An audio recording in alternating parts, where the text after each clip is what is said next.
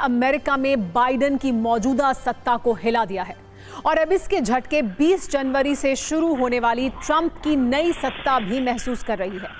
पूरी दुनिया में लोगों ने जश्न और जोश के साथ हैप्पी न्यू ईयर का वेलकम किया है, लेकिन अमेरिका में 1 जनवरी की तारीख को हैप्पी न्यू ईयर अचानक से डेडली न्यू ईयर बन गया और लोगों का जोश कब खौफ में बदल गया, इसका एहसास तब हुआ जब सड़कों पर चारों ओर लोगों के शव बिखरे मिले। लेकिन मौत की इस दहशत को 1 जनवरी की तारीख को अमेरिका के एक नहीं बल्कि 2 शहरों ने महसूस किया। इनमें पहला है न्यू ऑरलियंस शहर, जहां शमशुद्दीन जब्बार नाम के एक आतंकी ने नए साल का जश्न मनाती हुई भीड़ पर उनकी खुशियों को एक मिनी ट्रक से रौंद डाला। जबकि लास वेगास शहर में तब एक शख्स की जान चली गई जब ट्रंप के होटल के बाहर टेस्ला ट्रक में ऐसा ब्लास्ट हुआ कि लोग हिल गए और अब इस घटना में भी आतंकी कनेक्शन की खोज की जा रही है। लेकिन सबसे पहले बात अमेरिका के न्यू ऑरलियंस शहर की तस्वीर आपको दिखाते हैं, जहां 1 जनवरी की रात को नए साल की रौनक थी, जश्न मनाते हुए लोग थे, उनके चेहरे पर खुशियां थी। लेकिन तभी एक तेज रफ्तार मिनी ट्रक आया और उस भीड़ को रौंदता हुआ चला गया, बिल्कुल उसी तरह जैसे किसी आतंकी द्वारा लोन वुल्फ अटैक किया जाता है। इस आतंकी हमले में 15 लोगों की मौके पर ही मौत हो गई और कई अब भी जिंदगी की जंग लड़ रहे हैं। लेकिन आखिर अपने हाथों में मौत की स्टीयरिंग थामकर कत्लेआम मचाने वाला ड्राइवर कौन है, अब आपसे उसका परिचय भी करा देते हैं। पुलिस के मुताबिक ट्रक से भीड़ को रौंदने वाले शख्स का नाम शमशुद्दीन जब्बार था, जो 42 साल का था और टेक्सास में रहता था।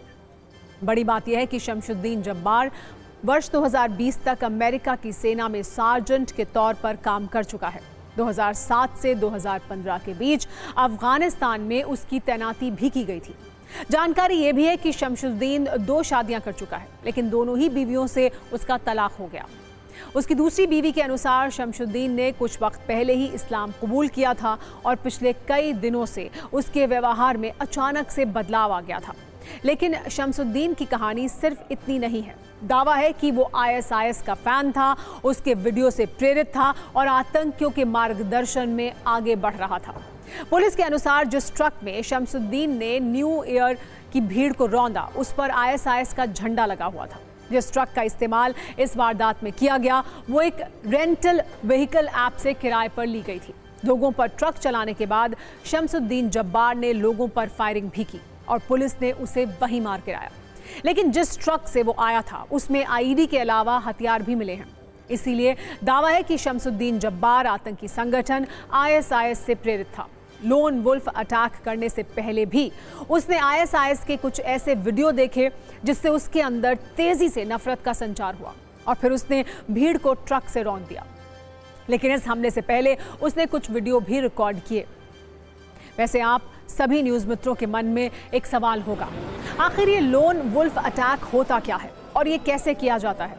इसे समझने के लिए हम आपको एक वीडियो दिखाते हैं जो फ्रांस के शहर नीस का है, जहां जुलाई 2016 में एक हमला हुआ था। तब इस्लामिक स्टेट के आतंकी ने एक ट्रक से लोगों की भीड़ को बहुत बेरहमी से कुचल दिया था और इस हमले में 86 लोगों की मौत हो गई थी। ये एक लोन वुल्फ अटैक था, जिसे आतंकी संगठन ISIS का नरसंहार करने का सबसे लोकप्रिय पैटर्न माना जाता है। और अब शमशुद्दीन जब्बार का कनेक्शन भी ISIS से होने के संकेत मिले हैं। दरअसल लोन वुल्फ शब्द का उपयोग सबसे पहले उन भेड़ियों के लिए किया गया था जो अकेले शिकार करते हैं, अपने झुंड से अलग रहकर। 19वीं शताब्दी के साहित्य में और वन्य जीवों पर लिखे गए लेखों में इस शब्द का इस्तेमाल हुआ था। लेकिन 20वीं शताब्दी के आखिर में इसका अर्थ आतंकवाद से ज्यादा जोड़ा जाने लगा। ये शब्द आतंकी संदर्भ में तब इस्तेमाल हुआ जब कुछ आतंकवादी या अपराधी संगठन से अलग होकर अकेले हमले करने लगे। जैसे एक भेड़िया शारीरिक रूप से शक्तिशाली और रणनीतिक शिकारी होता है, जिसमें अकेले शिकार करने की क्षमता होती है, इसी प्रकार लोन वुल्फ हमलावर भी अकेले हमले करने की योजना बनाता है और बिना किसी बाहरी सहायता के इसे अंजाम देता है। ऐसे हमलों की पहचान करना और उन्हें रोकना बहुत मुश्किल होता है, क्योंकि हमलावर अकेले काम करता है और उसकी योजना गुप्त होती है।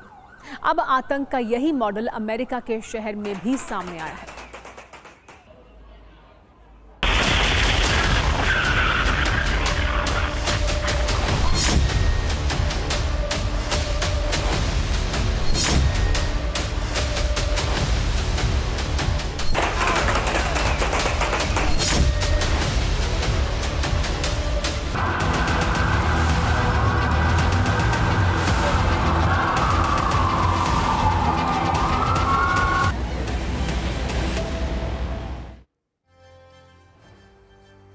और अब अमेरिका की दूसरी खबर, जिसमें नुकसान तो ज़्यादा नहीं हुआ, लेकिन क्योंकि ये खबर डोनाल्ड ट्रंप और इलॉन मस्क से जुड़ी हुई है, इसलिए इसकी चर्चा बहुत ज़्यादा है।